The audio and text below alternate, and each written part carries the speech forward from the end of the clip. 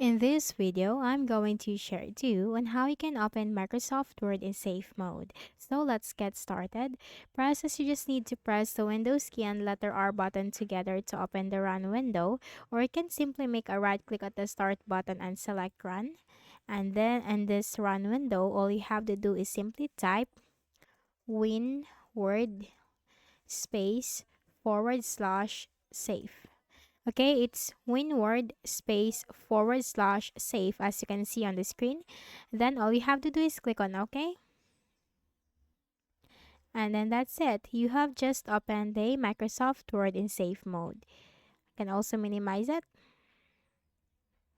Again, you have just to press Windows key and letter R button together and simply type winword space forward slash save and click on OK. And that's it. That's how you can easily open Microsoft Word in safe mode. So I hope this video helped you. As you can see from here, Microsoft Word safe mode. And please do not forget to hit the like button and subscribe to this YouTube channel. So thank you for watching.